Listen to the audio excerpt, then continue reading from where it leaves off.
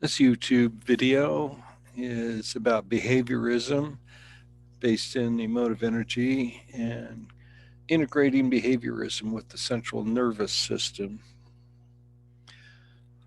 First of all, the biggest problem in psychology is that the theories do not integrate.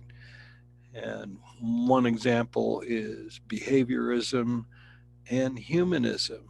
There was a infamous debate between the B.F. Skinner, the foremost authority on behaviorism, with the champion for humanism, Carl Rogers, back in 1962. And it was never resolved, and the two have been unfriendly ever since then.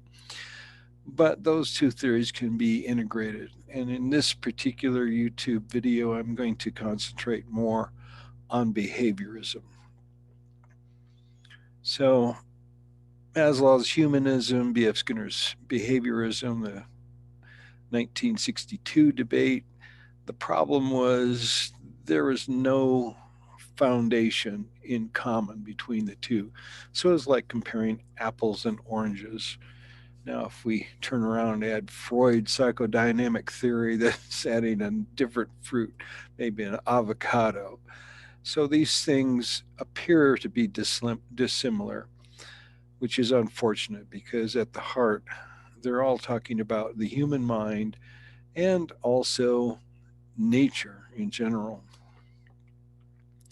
Now, besides humanism and behaviorism, there are many other models, and perhaps the new kid on the block, even though it's been around since the 1950s, is cognitive science, which relates the brain and the mind to computer processing, which I am very well aware of, having been in the IT industry for over 30 years. And of course, there are many more models as well.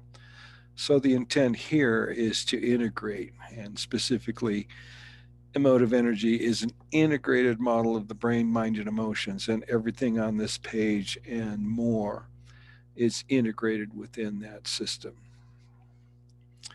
Ultimately, it needs to integrate with the central nervous system. And here, this is the emotive energy diagram highlighting key elements of the central nervous system. The parasympathetic nervous system up in the upper left, which is put in green, and these items here are color coded. So the green curved line and the green arrow down at the bottom, these represent the parasympathetic nervous system.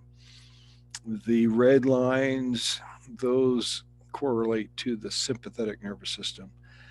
And even though there's not a general line, there is a gold area, and that correlates to the gold arrow, up and down arrow on the left, which is the somatic nervous system. Now, this is all painfully obscure and esoteric, but this can all be related to concepts that anyone can understand. First of all, the parasympathetic nervous system, sympathetic nervous system, somatic nervous system. These can be correlated to driving a car. The PNS, parasympathetic nervous system, that's just like drive gear. If you can drive a car, you can understand this system. Sympathetic nervous system, well, that's like reverse gear or avoidance gear. And finally, the somatic nervous system, that's your gas pedal. So if you can drive a car, if you know how to work a drive gear, reverse gear, and the gas pedal, you can understand everything about your brain, mind, and emotions. Now, in the center there, that's an orange, and it represents the orange model of Robert Plutchik, which correlates to emotions. And for this diagram, it's the efficiency curve, sometimes called the emotional bowl, and that's where Plutchik's model comes in to play. And I will have that in a different YouTube video. And with that bowl, it shows that this model is actually three-dimensional. And I prefer using the idea of grapefruit rather than an orange, because when we eat a grapefruit, we usually stick the spoon into a section and pull it out one section at a time. And that's the essence of Plutchik's model. And it ends up all the different emotions have different levels, high levels and lower levels, but they are segmented like a grapefruit or an orange. Okay, again, there are all these different models which emotive energy integrates together. Specifically, my focus will be on B.F. Skinner's behaviorism, and it will be integrated herewith with the central nervous system. The primary resource I'm using is his book about behaviorism from 1974. He had earlier published materials, but he goes into more depth trying to explain his system here. And the idea that encapsulates Skinner's behaviorism is the idea of operant conditioning and reinforcement. Okay, those are esoteric terms and meaningless. But behavior reinforcement can be looked at as various quadrants. Even though he only had 3 areas, I will be showing his reinforcement as quadrants. First of all, there's positive reinforcement, and that relates to a reward. If you ask a kid to do something, and if he does it, I'll give you a cookie. Well, the cookie is the reward for doing something. And then there's negative reinforcement, and that uh, grabs into a system called fight or flight, which was first promoted as a term by Walter Cannon back in the 1930s. So once again, something is done, there is activity, but it's based on avoidance. And Skinner talks about that negative reinforcement generates behavior. So it's a case of either you do this or you won't have television privileges or you can't drive the car, something negative unless they do something. So there is activity as well. On both of these, positive and negative reinforcement, there is activity performed. All right, now in the third quadrant of Skinner's, it's punishment and the intent of punishment, which can be either positive or negative punishment. The purpose of that is to decrease or stop a behavior. That's specifically what Skinner said. Punishment is designed to remove a behavior. All right, the last one, rest and digest, he didn't talk about. And there's a reward in that as well. And even though he did not identify that, he alluded to it inadvertently. And he said, music of Brahms is reinforcing. Now, Brahms' music is very restful. In fact, Brahms is famous for Brahms' lullaby, put you to sleep. And it turns out that sleep not only is something that we seek, but it's critical. There were sleep deprivation studies performed by Alan Rechthofen, Carol Everson, and Bernard Bergman back in 1989 and into the early 1990s. And they prevented these poor little rats from sleeping. They kept waking them up. And eventually, after about 2 weeks without any sleep, they died. And they kept doing that over and over again. So it was uniform. That's what the term they used. Uniformly fatal, no matter how many rats, none of them survived. So sleep was essential. And that was the conclusion. Staying awake is stressful. In fact, it's deadly if you don't get some sleep. So, Carol Everson, who was part of the original study, she scratched her head and said, well, what killed him? What's going on here? And she got her buddy Linda Toth, and they re-performed the study. And to find out what killed the rats, they decided to perform an autopsy.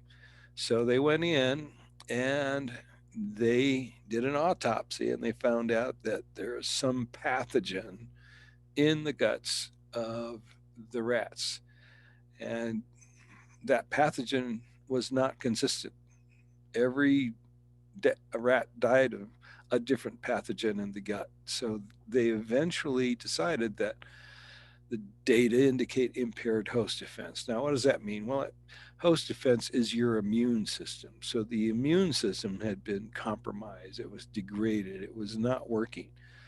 So the lack of sleep impacted the immune system. As we go into stress, our immune system no longer works as well. So their results are consistent with other research. Uh, Bruce Lipton's hormones directly repress the action of the immune system. The Association of the American Psychological Association, the SNS, that's the sympathetic nervous system, and the PNS, that's the parasympathetic nervous system. That's the avoidance gear and your drive gear, reverse gear and drive gear. They have powerful interactions with the immune system. Okay, back to Skinner's quartet of blocks.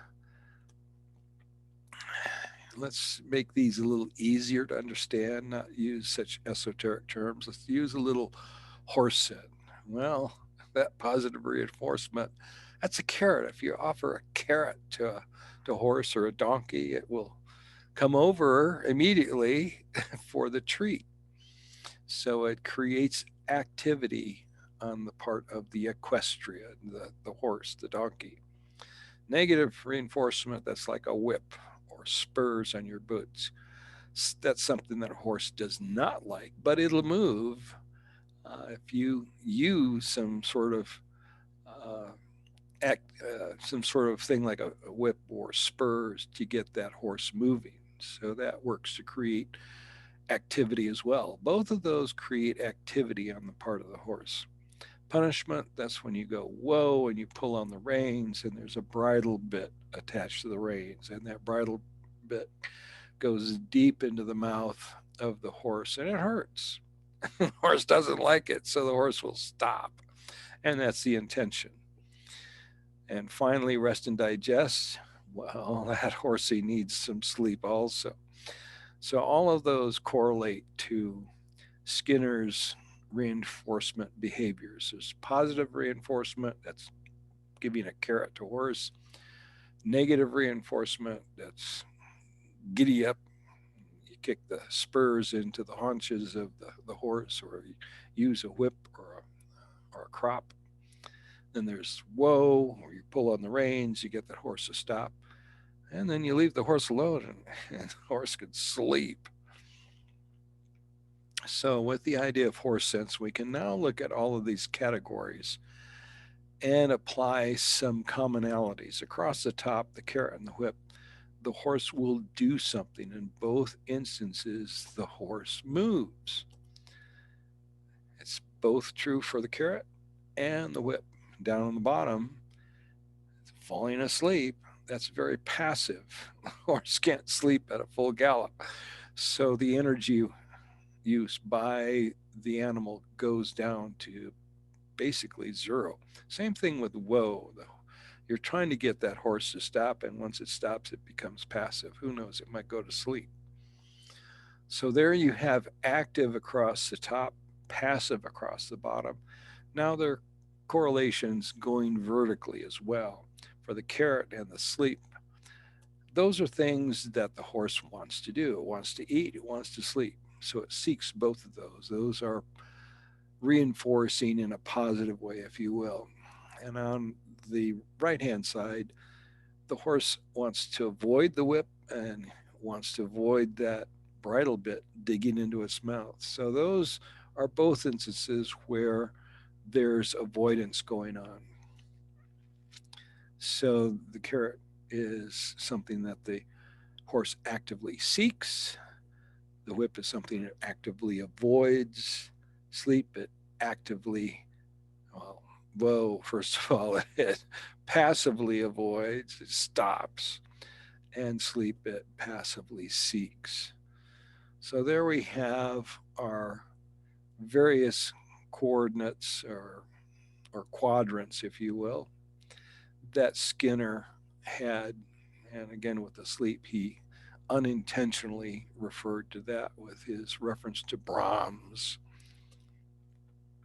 Now, there's something else that is regarded by behaviorists as something valid, but I didn't see any reference specifically by Skinner to that. And it's called neutral operance. And basically, a neutral operant is it's something that the horse doesn't care about.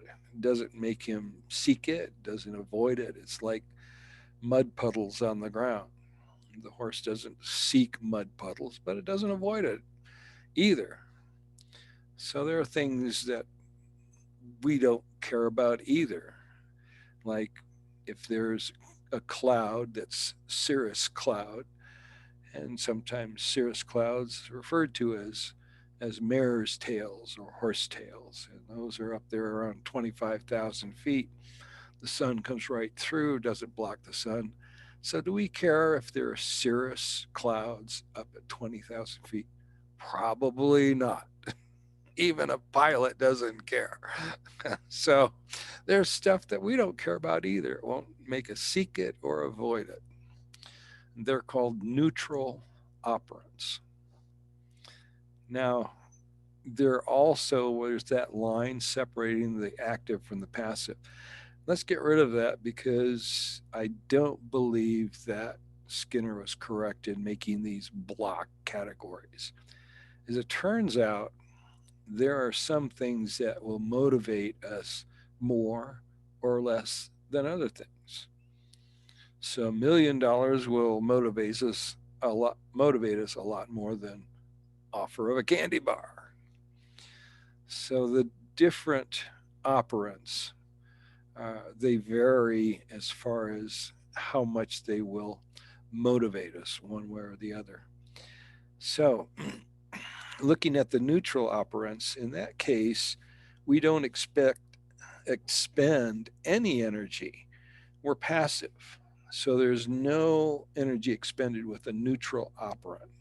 And it's also true when we're sleeping or after the horse is stopped after the rider says, whoa, and pulls on the reins. So there's zero energy expended. So that's low energy. Now, the opposite is true if our life is in danger.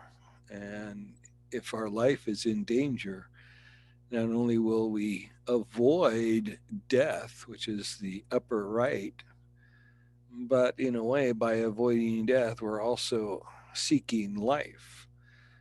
And that's one thing that is not always clear is that these activities, they have opposites. And that's going to come out more in talking about humanism, and it shows up in my prior video about Maslow and humanism.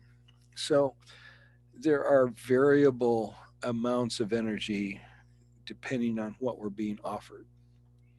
Now, for a horse, he could start off with a walk, and a little more coaxing might go into a trot. If you coax a horse a little more, the next level, the next gear is canter gear.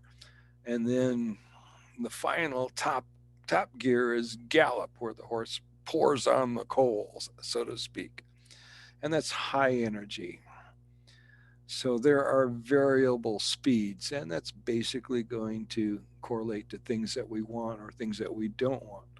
Some things will do low energy, like walking. Some will spend some more energy, such as the horse in a trot or a canter. And then there's things that will go full out, which for a horse would be a gallop. So that's where these two slanted lines come from, because they're variable speeds. Some are high energy, some are low energies, but a lot of them are in between. Okay. The green line, correlating it to the color coding, those are things that we want. And the red line, those are things that we don't want. Now, at this point in time, we can correlate these to humanism with Maslow's, what people use for him is describing his hierarchy of needs in terms of a pyramid. Well, a pyramid is for positive needs. And even though Maslow did recognize there are deterrents or negative things, it's not encapsulated in the classic pyramid shape. But if we break that pyramid in half and use one half to describe things that are positive and the other half things that are negative, suddenly Maslow's humanism directly correlates to Skinner's behaviorism. Now I've also tilted the broken pyramid on its side here because that correlates to what humanism and Maslow is trying to show. First of all, what's most important is we seek life. That was the bottom of his pyramid, but now that it's cut in half and turned on its side, it's the largest element. And again, from the pyramid, it was on the bottom. Now that it's cut and turned on its side, it's the leftmost column there. We seek life above all else. And for the don't want, if we want life, then we want to avoid death. So that correlates to the highest column on the right side of avoidance. Then the next column for humanism and Maslow was safety needs. And classic safety needs are shelter, protection, things like a house, clothes, protect from the weather and the elements. And usually for those things, we have to spend money or barter for them. So I've got dollar signs for that column. And of course, if we need money, then we want to avoid being poverty stricken. So that comes down to the next level. The next column would be our social needs. He calls them love needs. Maslow calls them love needs, but they include social needs, their parents, friends, so forth. And if we want friends and loved ones, spouse, so forth, then we certainly don't want to be without them or have our heart broken. The next column, which is lower because it's not as high a priority, the top priority are on the extremes, life and death. Those are top priorities. Money is close to it, then social needs. The next one is self esteem, our confidence. Do we have confidence in ourselves? And we want that to go up. And we certainly don't want our confidence to go down. And finally, the next level is what humanism and Maslow referred to as self actualization.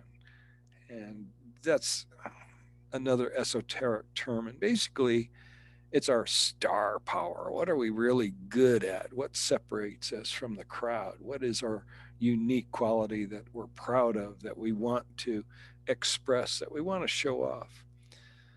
And of course, if we want to have that star power, we certainly don't want our star to fade. We don't want to be ignored or have no impact on the world. So those are the correlations to humanism. And as you can see, they directly correlate to the slanted lines that were created in this description of behaviorism with Skinner.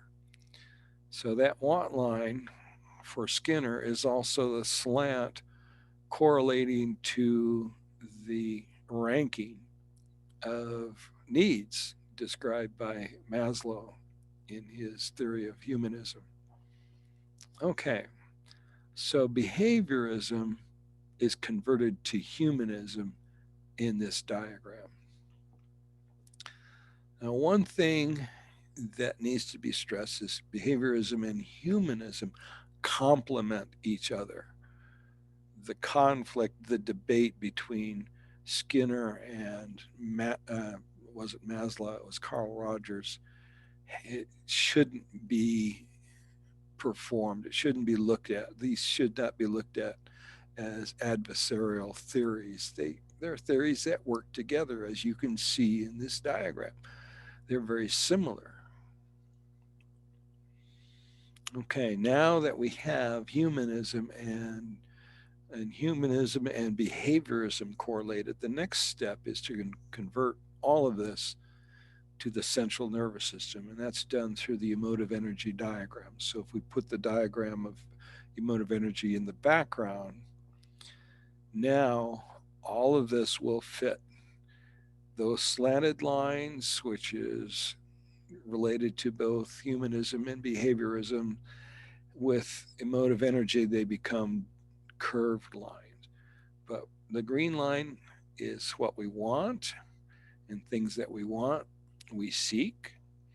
And the red line, that's things that we don't want, stuff we don't want, we avoid. So now with the final element is the amount of energy that's expended. Just like with the horse, we can walk, we can trot, we can canter, we can gallop. We have variable speeds. We have different gears in our car. In the old days with a standard transmission, first gear, second gear, third gear, these are things people readily understand. But with modern vehicles, especially with an automatic transmission, we stop realizing that there are different gears. But those are effectively different speeds, different amount of energies we expend to achieve what we want or expend to avoid things we don't want. All right, now removing the characteristics and in the diagram for humanism and behaviorism, and that leaves us with the green and red curves rather than the green and red lines. Okay, again, emotive energy. If you can drive a car, you can understand your life, your brain, your mind, everything. And these esoteric terms, you just need to correlate them to driving a car. Parasympathetic nervous system gets involved with rest and digest, which is a term that has been coined for the parasympathetic nervous system. And joy is on that side too. We seek both of those. We seek rest, we seek joy, and anything that we seek that entails the parasympathetic nervous system. On the other side, well, things that we seek, we put in our our lives into drive gear and we go after that stuff. All right, on the other side, fight or flight, that's stuff we want to avoid. Fighting, we eradicate something permanently, it's destroyed, we avoid it forever. So fighting is an avoidance behavior, and flight is running away. So both of those correlate to avoidance. And if we can't fight or flight, cower is another option where we don't do anything but hide. It's sort of like playing possum.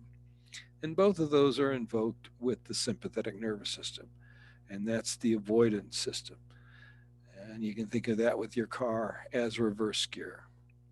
You can also think of it as swerve gear. If there's a pothole, you don't necessarily stop and go into reverse gear and back up and drive around it. If you can swerve to get around that pothole, you'll do that too.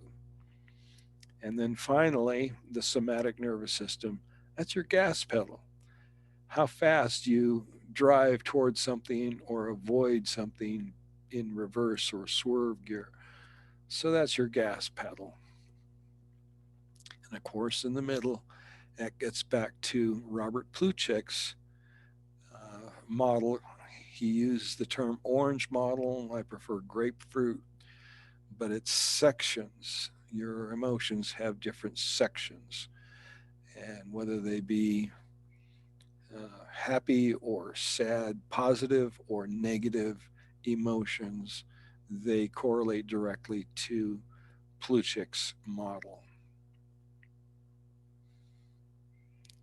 Okay, almost everything in these YouTube videos can be found in the book Reignite Your Creativity, Psychology of the Creative Mind. My co-author, Dr. Kailash Jaitley, was former head of a psychiatric hospital and later head of the psychology department at a graduate university. So these ideas are ideas that fall in line with standard psychology, and it's available as both a paperback and an ebook. And down at the bottom of that page there, they're available on Amazon.com.